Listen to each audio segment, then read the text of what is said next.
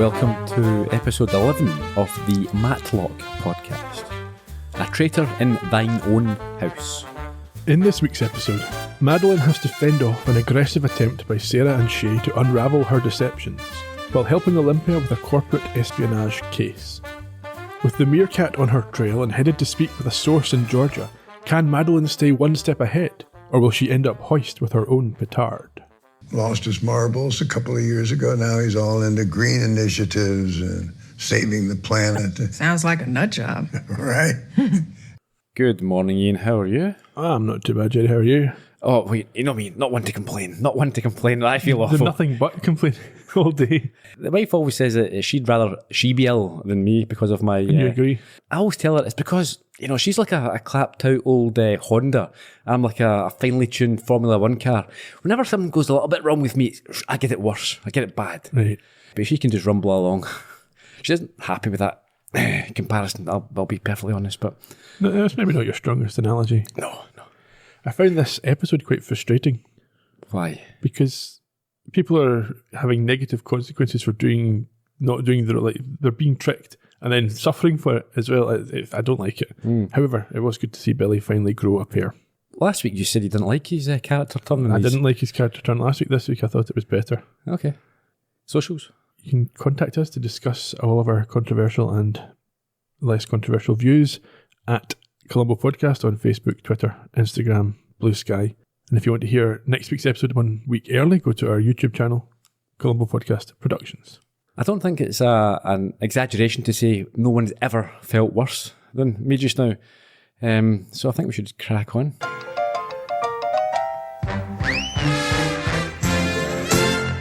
In this week's recap, we're reminded about Madeline's overall plan, about Shae and Madeline's confrontation, Olympia and Julian's falling out, with Elijah as collateral damage, Madeline's interference in Olympia's divorce, and her betrayal of Sarah. This week, we begin at the Kingston mansion where Edmund admits that he is a little disturbed at how good a liar Madeline is, as they practice fooling a lie detector machine in order for her to best the human form that is Shae. Yes, Edwin's been researching body language and offers Madeline advice before telling her that Shae is good and she needs to be better. He's also a little smitten. He tries to deny it at first, but he looks at her picture on the wall. Yeah. She's a very attractive... She could be his daughter. Granddaughter, probably. Potentially. He does accept that she is pretty, but the two of them agree that 14 years ago she was not qualified enough for Senior to be poaching her from Mackenzie. And she then smiles as she thinks that they should have a chat and discuss her origin story, but stammers when he asks if she has thought more about looking for Alfie's father and claims not to have any leads, which seems true. Well, it passes the lie detector at least. However, she's less successful in trying to deny that his questioning has irked her. Yeah, I think she reminds him that he was the one who got an email from some guy. Yes, he doesn't want to open that can of worms, and she sets off the lie detector by denying that she was mad, he asked. Over at Jacobson Moor, Olympia and Elijah have an awkward meeting where they both try and play it cool, and he mentions an event he's going to along with Rihanna, not as a partner, but I think she's going to be the special guest. He's told that she might show up at this Met fundraiser, and Olympia playfully notes that his hall pass is in fact Rihanna, which he says they cannot talk about any longer. Yeah, he's only having a laugh, a joke. Olympia admits, however, that she is nervous as she has been summoned by Senior, and she then recalls her unprofessional Christmas party outburst. Was Elijah not there? I'm sure he showed up at the Christmas party. Yeah. I don't Maybe have... he didn't see what happened. Well, I don't have enough interest to go back and check whether it was before or after this, so we'll assume he showed up later. Why does Senior want her? Well, he needs a favour from her because, as we heard at the top of the show, his oil guy has gone a bit barmy and started supporting environmentalist woke nonsense. Who is into cloud seeding. Did that remind you of Quantum Leap? Oh, I've got that note later on.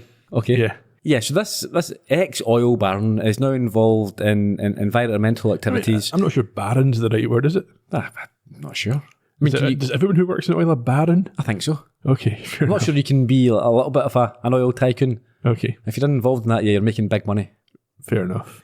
And he has switched allegiance to the environmental side of the divide, but thinks that another company has poached some trade secrets from his him. company's called Rainweaver, and he's saying that this other company, Stratify, has stolen his recipe for the cloud shooty thing. Mm-hmm. And Senior wants Olympia to prove that these trade secrets were stolen and make the firm a lot of money. She thinks this is a simple enough task, and then sort of apologises for her previous behaviour, although is honest enough to admit that it's because she's up for partner and wants a fair shot at it.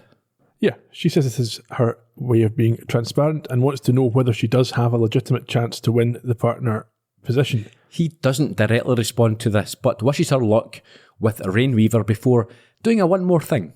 Yes, he informs her that Shae is on the case as well. And asks if this will be a problem. So he definitely knows about the... Well, we already know from earlier on, because remember we've talked earlier, he spoke to Julian about what he did. Yes, but does he know it was with Shae? Oh, let's assume he does. Well, we're finding that that's been confirmed now, I think, that he's aware of that.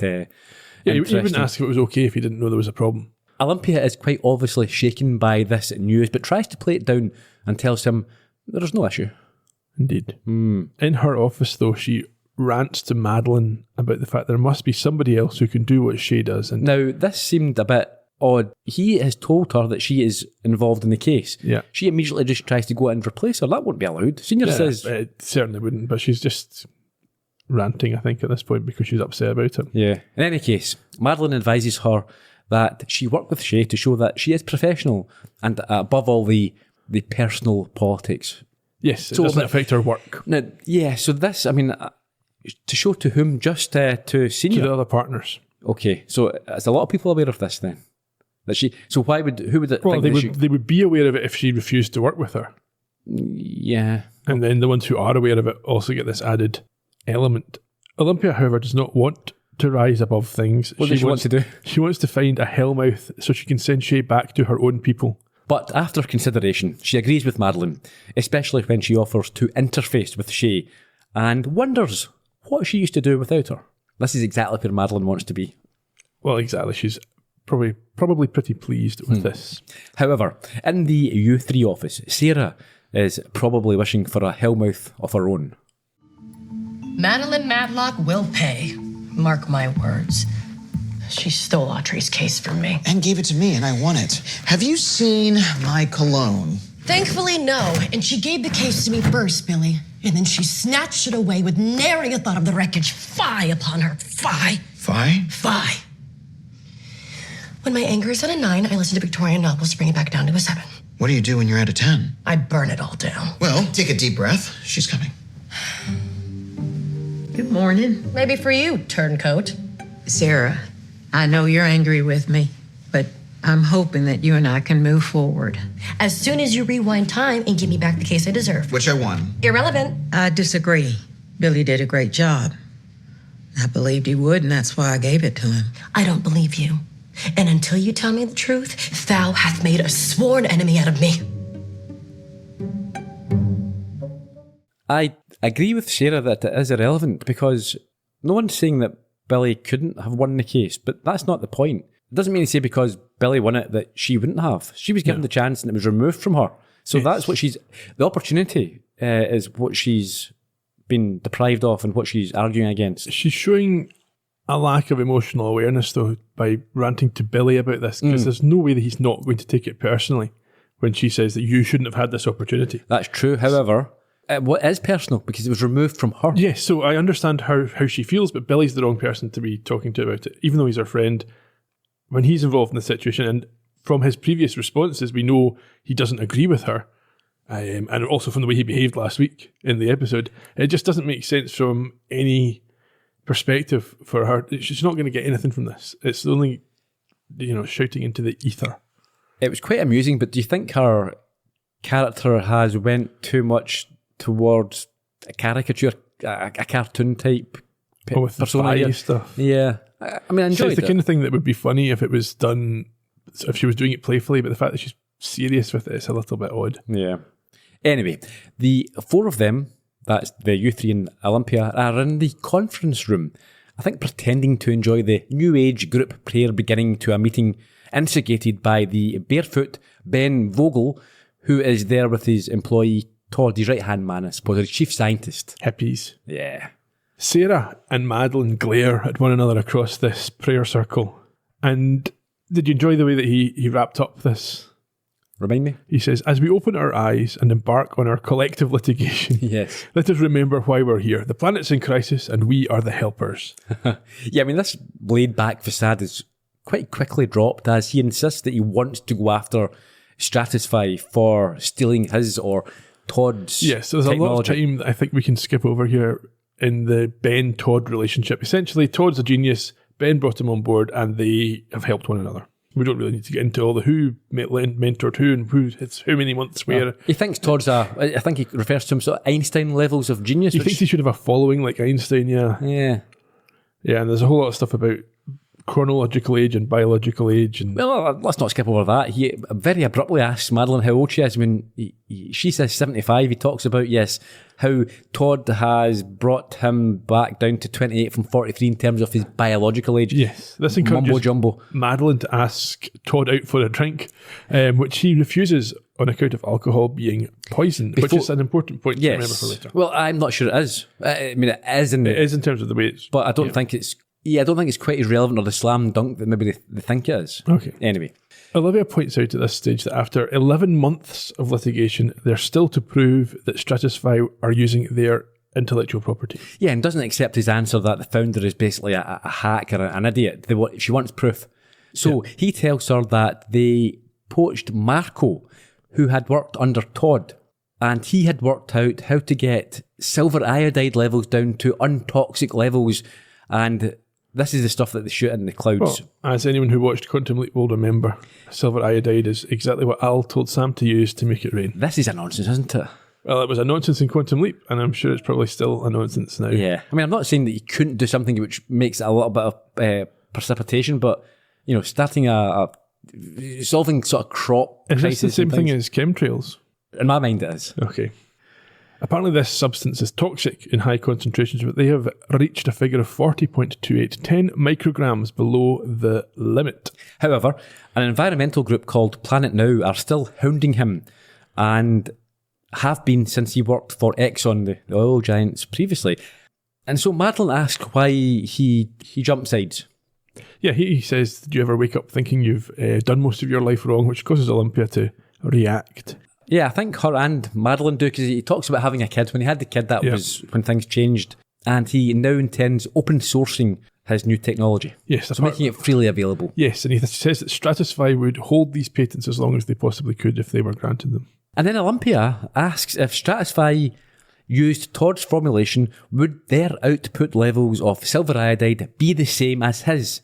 And he confirms they would be. So a now satisfied Olympia has a plan that involves Planet Now suing first both of all, parties. we should say that in the existing case, Todd confirms that the current judge has ruled that that is outside the scope of discovery and they're not entitled to that information. So that they need this plan that Olympia's come up with Planet Now. So this tactic has not went down well, as we find ourselves in the courtroom with Stratify's legal team who know that Vogel is behind them being asked to hand over the reports. I didn't really understand what kind of hearing this is. Okay. It's some kind of, someone's made a motion for something, but it was never really made clear. Because Olympia just asks the judge to make an order to release the number at the end. Yeah, I think she's asking the judge if this evidence can now be admitted. No? No. So she's asking the judge to order Stratify to release the number to them because it's been brought up in another case, which doesn't, I don't really understand the legal. Someone maybe explain to us what the kind of hearing this one is, what the motion would be to cause this conversation to happen. Well, no, they've used Planet Now. Yes. Who are suing it. So that's in a saying separate case. Yeah, so. but yes. And Planet Now are saying that this is bad for the environment. Yes. And they want to know what this number is to show whether or not it's environmentally friendly or not. Yes, so they're suing both of these companies. Planet Now. Yes. But this case is between the two companies, and the lawyer for Stratify is saying that Planet Now have brought this at the instigation of Rainweaver in order to get around the judge's previous order regarding the number. But I don't understand why that matters to this case. I understand why they want the number. It's just in terms of the legal proceedings side of thing. How would you bring this before the judge in this way? I don't understand it. But it doesn't really matter because the judge makes an order telling Stratify that they must release their silver iodide level. And so they all crowd round the laptop later on in the conference room to find out what this number is, but are shocked to see what? It's 39.17. Actually lower than Yeah. what Dreamweaver? No, Rainweaver. Rainweaver. Keep thinking of Adobe Wayne's World. Dreamweaver. No, Okay. Wayne's World. Ah, okay. Yeah. Anyhow. Billy suggests that this could be down to duplicative spontaneous invention, but Yeah, well, Vogel, he slumps to the ground with Todd.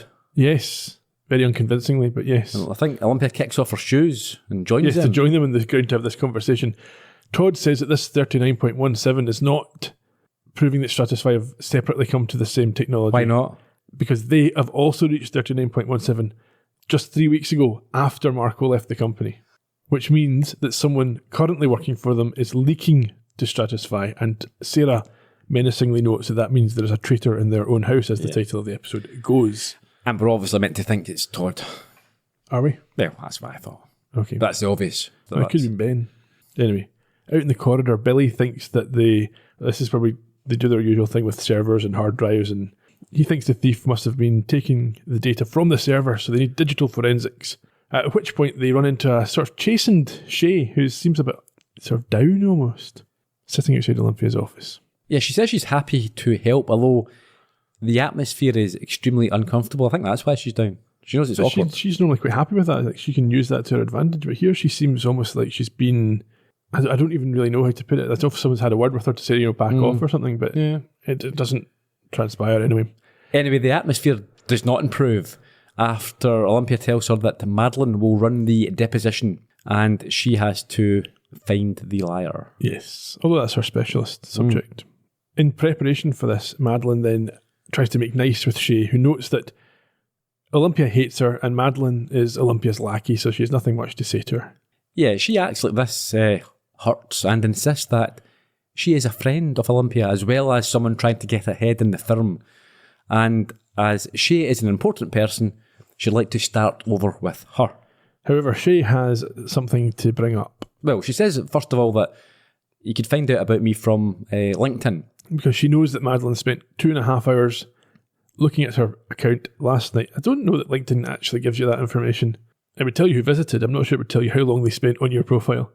Anyhow, she has a pro account, which gives her this facility, and Madeline explains that she likes to learn about impressive, not very convincingly I thought, about impressive women, and Sarah Blakely, the founder of Spanx, was one of them, and she went from that to wondering how you become a jury consultant. Yeah. I remember reading her husband's autobiography. Shae's? No, Spanx's. Sarah I think it's Blakely. Jesse Eitzler, I think his name is. He'd done one of the books with that David Goggins, now the sort of fitness instructor guy. No. Anyway.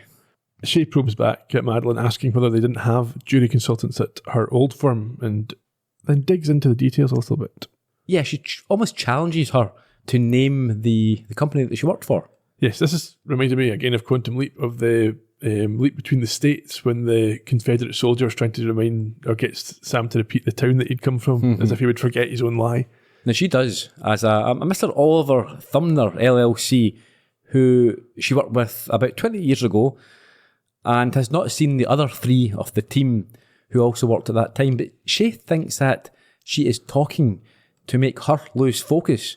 We then find her, Madeline, at the deposition, interviewing a number of different employees, and a very specific number, 4. Yeah, okay. Shae manages to get a little dig in about her having nothing to fear if there is nothing to hide. Yes.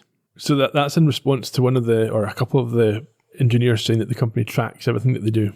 They all seem to be different types of character with varying degrees of obnoxiousness, but the result is that it appears Rainweaver tracks employees quite heavily, including bracelets, and they are all adamant that they did not give away any trade secrets. We cut from there to a meeting between Julian and Olympia's divorce lawyers, with his insisting that they will not give up his family trust accounts, and points out that she'll be getting a brownstone that she didn't contribute a single cent to. I'm sure the brownstone will be worth many millions. I'm sure it will, but the argument that she didn't contribute to it, I think, is perhaps not entirely reasonable. Perhaps, or if it was given as a gift, I don't know. But I think the concern from her point of view is that she doesn't really trust Julian, and if he's making an overwhelming offer, it now occurs to her that it might be because he has something to hide. For his point, he just wants it to be over, so he thinks he's making a more than fair proposition when he says she can have the house, the furniture, and 50% of everything in their accounts. Yeah, because I think that Julian, he tells the lawyers to be quiet and says, this is not what we want, and she's a bit unhappy that he's sort of speaking for her. Yes, so he confirms it's not what he wants. He doesn't want any arguing over this. He wants it to be a bit more smooth. Back in her office, Olympia listens as Madeline states the obvious. They don't want her to see the trust. The stupid thing is, I don't care about the money. I care that he's lying. But now my mind is going in all these crazy directions. Well, let me hear your theories. The money to buy the brownstone. What if he got it from, I don't know, insider trading or gambling or something terrible, and he's trying to tie me to illegal money? You think he'd do that? I don't know. Maybe I'm paranoid. But then I think about that spy pen, and if he can do that, you got a Cindy Shapiro story? Could use one right about now. How about a story about her sister-in-law, Gail? Oh, lay it on me. Okay. Gail Shapiro was married to Mort's philandering brother, Arthur. He kept a locked drawer in his home office the whole time they were married. Gail never thought anything of it. Until he started chasing tail. Bingo. Then she scoured that condo until she found a key. And guess what she found in the drawer? Pinky's dog tag. Her beloved Yorkie, who she thought was snatched by a coyote. And it turns out Arthur backed over her with the Chevy and never came clean. I hate Arthur. Same. My point being, when your gut tells you something fishy's going on, there's almost always a 4-day-old carp lying around somewhere. It feels so bad, you know? Letting our divorce get this ugly. Hey, heard Ben landed. Let's do this. Before they got into that anecdote, Madeline called the situation a classic pig in a poke, which seemed to confuse Olympia, but I think it would be more common a phrase here in Scotland, maybe, than it would be for New Yorkers. No, I don't know. Pig in a poke reminds me of National Lampoon's Vacation. That's how they won the European Vacation, actually. That's how they won the trip to Europe. Yeah. Billy comes in at the end of this conversation to tell them that Ben has returned to the office.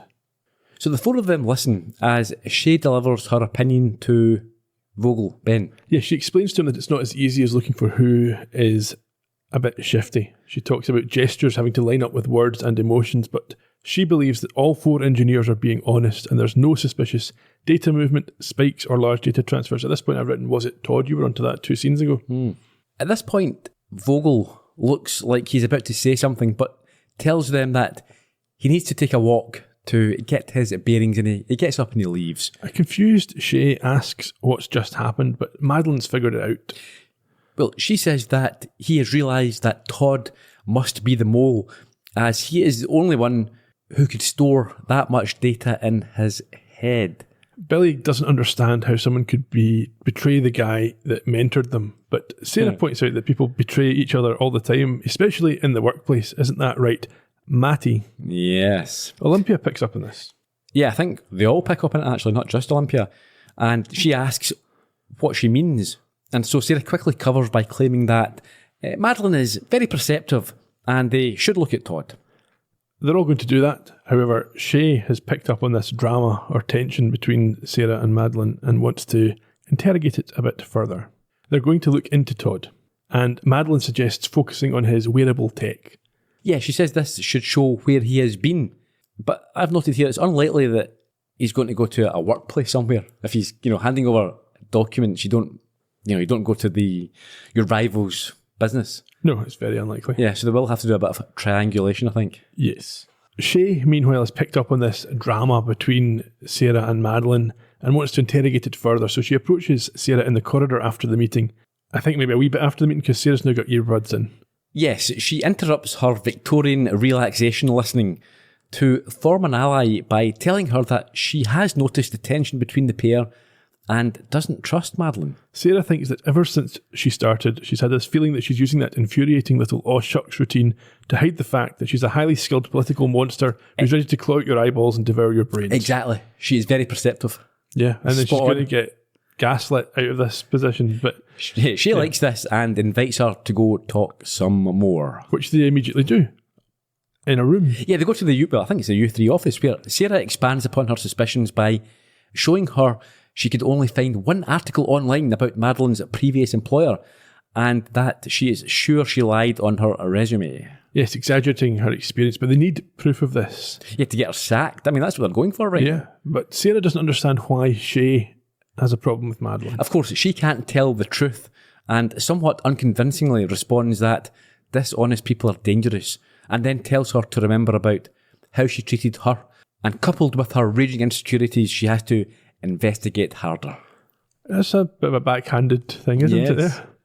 Sarah notes that Madeline's coming and goes to hide this article, but Shae stops her and says that they should try to get in her head. Very manipulative.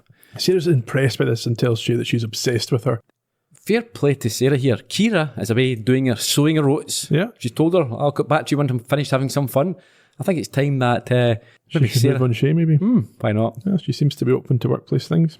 Anyway, this works as they both beam and watch the shock on Madeline's face as she sees what they've been looking at. Oh yeah, they act surprised and close the laptop just after she's had a chance to see it. I don't think they act surprised. I think they want her to know that they know this. Oh, you think? Yeah, it's quite obvious they're saying, have a look at this, yeah. It's a pretend surprise. Oh, you caught us looking at you. Yeah. Olympia, meanwhile, is headed to Elijah's office where he tells her that... No, with what? Well, I'm about to tell you this. Okay. First of all, he tells her that she looks crazy when she smiles the way that she is, and she says that her client has told her it reduces stress. That'll be Ben, I assume. She's brought a game of Connect 4 with her, and a bit later we see them mid-match, and she explains that he is the board whisperer, and they need Rainweaver to release Todd's personal data without him knowing, so she wants his advice. So we cut between his advice and the emergency meeting where they have to overturn their own privacy policy. That's the board of Rainweaver. Yes. And Olympia uses Elijah's advice to use effectively reverse psychology on the board so that she gets what she wants. Yes, she has to make them think it was their idea, which she does, and the vote passes. So later that night, you three and Shae are going over Todd's location data, and there are a lot of eyebrows raised and stares given between Sarah, Shae and Madeline. Oh yes. I think they're trying to unnerve her a little bit. They note that Todd went to a lot of juice bars and Billy spots one anomaly. Yes, he went to an actual bar, an alcohol bar, 3 times in 1 week. Despite the fact he earlier stated that alcohol is poison, although they do serve other things in bars. I was going to say that. I mean, to be fair, since I stopped drinking, I haven't went to a bar really unless I have to. But there are plenty of people who would go out and socialise and you don't have to drink alcohol. In fact, these days, lots of people drink alcohol-free It's beer. increasingly popular. I recently had an alcohol-free Guinness. Couldn't tell the difference. Well, there you go. Alcohol's going to go out of fashion. Soon it'll be like in Star Trek with their synthahol. Well, soon it'll be like smoking. You know, it's less and less. I think young people are drinking less. People start with their electronic alcohol that they take. Yeah. Anyway, they agree, I think Billy and Sarah, to swing by this pub when it opens, when it's not busy, so they can try and see the security tapes. And as Madeline looks up, she again sees the other two staring at her. They're really messing with her here. They are, and this continues when she goes to get the bus home because Sarah stands on the pavement It's and like stares something at from her. a horror movie, isn't it? Yeah. It's like psychological harassment, yeah. You see her standing just staring straight ahead like a creepy child, Yes, and like orphan. And she goes to her flat in Queens, where she locks all the locks on the door, which is about 6, and calls Edwin in a bit of a fluster. Yeah, but that's because it's not just Sarah. She's There's a very guy on paranoid. the bus. Well, it's just I think it's just a stranger, but she's becoming so paranoid now that when a man walks on, sits behind her, she assumes it's part of their... Yeah. When she tells him that on the phone, He manages to talk her out of a panic attack, and she tells him that she's going to stay the night and apologises. yes, he says that she doesn't have to apologise, but she says that she does because she's been lying to him. About what? Not about looking for Alfie's father, but about how hard it has been for her to manipulate Olympia and how much it bothers her. And she has to be reminded why they are doing it. This bothered me. Okay. Because he's the one that earlier was saying, it's not that big a deal. You know, if it's too much for you, let it go. And now he's saying, no, you need to keep going. There's an important purpose. So I assume this is because he's subverted his own opinion to hers. Now that she's decided to keep going, he feels he has to be supportive. Yeah. And so with this new resolve, she tells him that they have to get Shae off her back. She very much does not want to be caught. The next morning at Jacobson Moor, we find Madeline at the HR department making a complaint of harassment and discrimination against Shae and being assured that although she is an important part of the company, they have a strict anti-retaliation policy. How is that enforced? Who knows?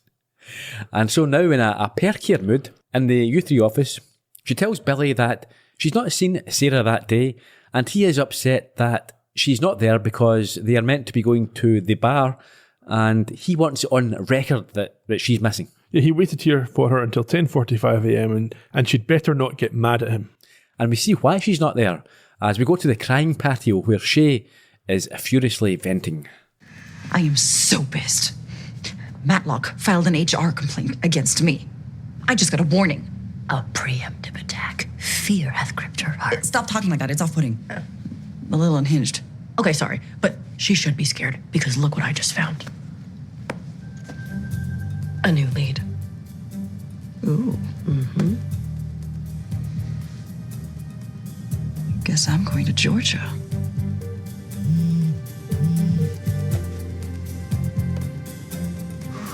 What do you mean you figured out who Todd met with? Well, I went to the bar, told the manager that my wallet was stolen, then he let me take a screenshot of the security footage. Why did you leave me behind? Leave you behind? I looked. You know what? Never mind.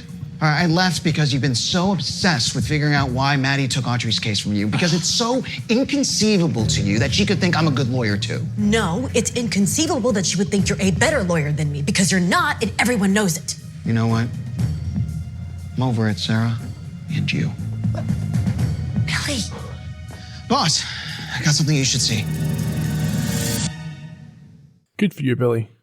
Doesn't need to take that nonsense. Yeah, I know that she doesn't mean it the way that it comes across, but he shouldn't have to take that from her.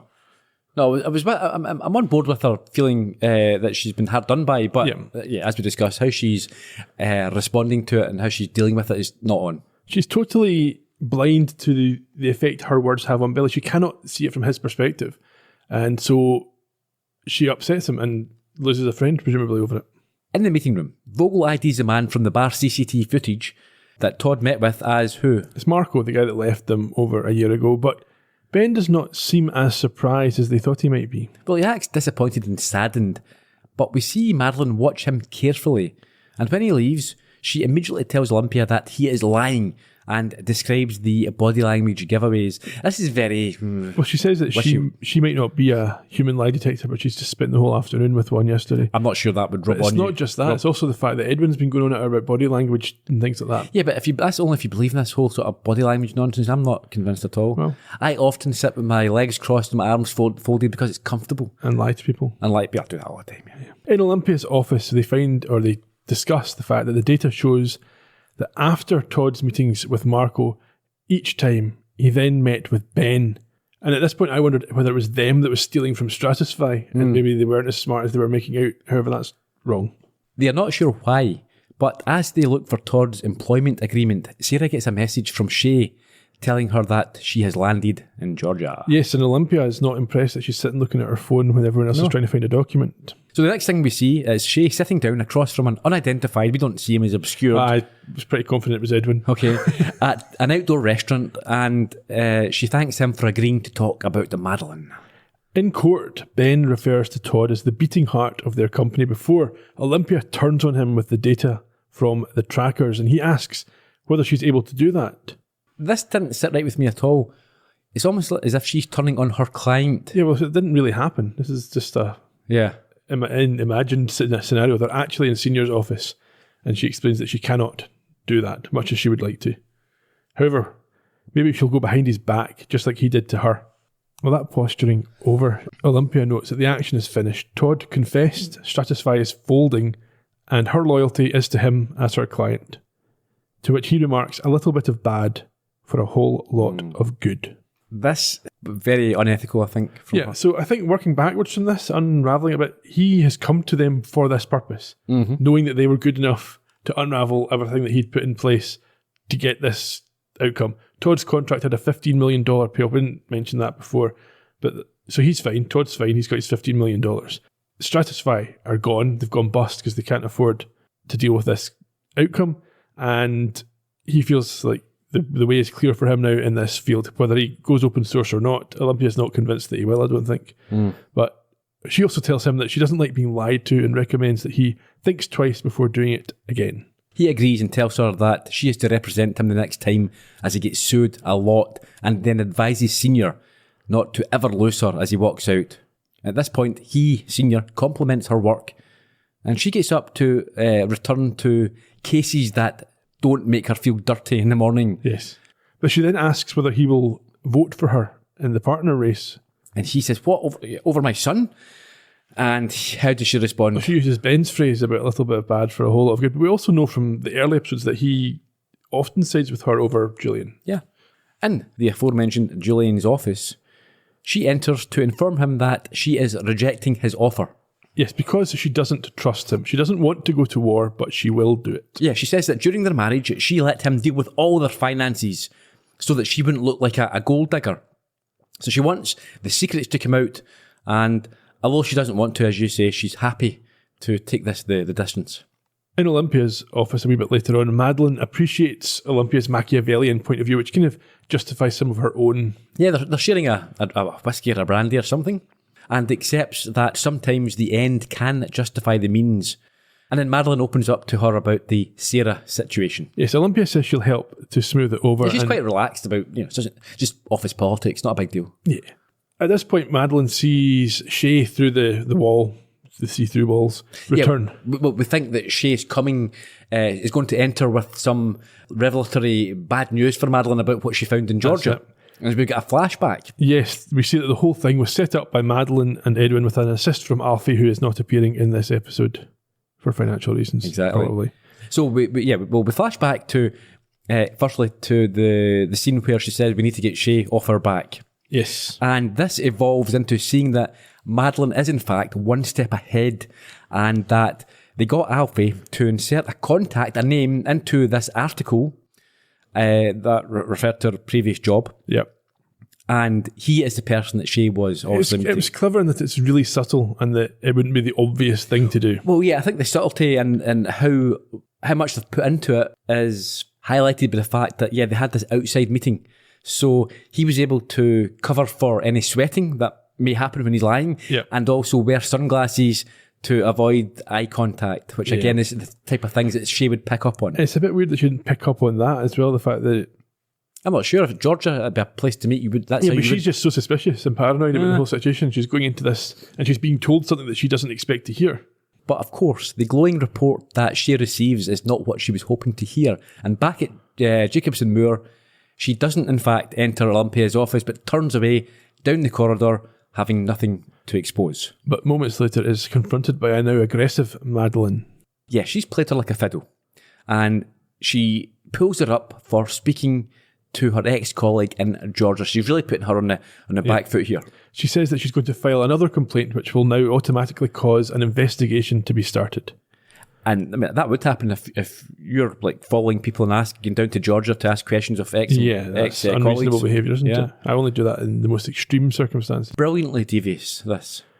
Yeah, if you like villains, this is a good one. Oh, I'm not saying that it's good behaviour, but it's great for what it is. Yes. She's executed this very well, and Shae is forced to apologise and back down and say that she made a mistake, but Madeline does not offer her any sympathy. No, she simply walks off, and at this point... Shae texts, I think in a bit of a panic, texts Sarah to tell her to back off. They were wrong about everything. So in the U3 office, Sarah receives these texts and is upset. She returns Billy's cologne that she'd stolen and hidden and says it's a peace offering. I'm not sure that's counting as a peace offering. It's not enough for him, and so she admits he was right. He deserved the case, and she is sorry. So I think this is the sort of gaslighting. I'm not sure if he did deserve the case. Like, she deserved it, and she would have... It wasn't right. Yes. So she is now being made to believe things that aren't true. Yeah. Not just about Madeline, but about herself. Yeah, I mean, maybe it'll be that he did they equally deserved it. Yeah, that's not why she gave it to him. She gave it to him because he caught her in his drawer. And it's not that she took it from her. That's the big thing. Having already given it to her. It's not like she wouldn't have been so unhappy if he'd just been given it. Yeah. She asks Billy if everything's now okay between them, but that's a bit of an unrealistic expectation and shows again her lack of empathy, maybe. Yeah, the old Billy is long gone, and he tells her that they're not okay. She crossed the line, and he is tired of always trying to make things right with her, and that he's capable of doing things on his own from now on. At this point, she is shocked and receives another text which summons her to Olympia's office, where she is ordered to let go of the bizarre beef with Madeline, which causes Sarah to be unusually emotional.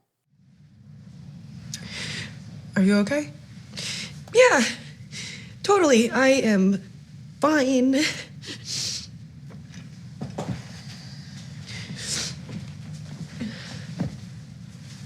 What's going on, Sarah?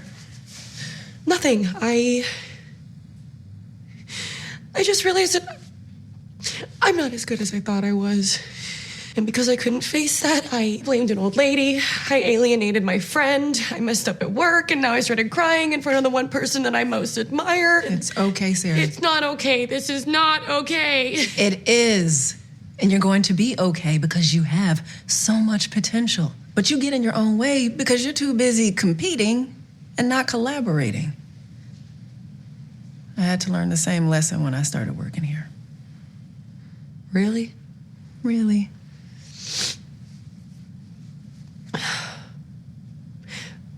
Will you be my mentor? I'm sorry, what now? You know, like Todd and Ben, but without the weird corporate espionage. Please, Olympia, I have admired you for so long. Excuse me. I just know there is so much that I could learn from you. Okay. Yes! Yes, okay. I promise you will not regret this. Should we link calendars, talk mentor-mentee gift-giving guidelines? I actually have to be somewhere. Well, I'd be happy to come along. Take notes, network. Let's start tomorrow. Perfect. What time? This is another instance where Madeline has now started to negatively impact other people's lives and careers. Essentially mental health as well. Yeah. So Sarah was before Madeline arrived, was an extreme, maybe overly confident, and maybe arrogant, but still, she was really good. She was good. She had drive, she had a vision, she had self-belief and confidence, and she knew what she wanted. Now she's a crying, gibbering mess who doubts herself. And that's only because of what Madeline's done. Yeah. And we know from the start, from the post-its on her board, that one of her ambitions was to undermine Billy and Sarah. Yeah. We get another brilliantly awkward exchange between Olympia and Elijah next, as she takes the Connect 4 through to his office offering a rematch, but he's there with his date for the evening. She must feel really silly and embarrassed here. Yeah. Well, like, standing where, you've got a beautiful woman beside Elijah and you're holding up your little Connect 4 game. Yeah, that's a bad one. Yes. Back in the U3 office, Senior shows up to assure Madeline that she will not have any further issues with Shae Banfield. Yeah, that he takes age discrimination personally. As an old man. But this is a bit, there's an about turn here, isn't it? Yes. I didn't quite... He clearly indicates displeasure with the fact that she went to HR with this problem. Yeah, so she asks if there's going to be any retaliation. No, she asks if this is the retaliation.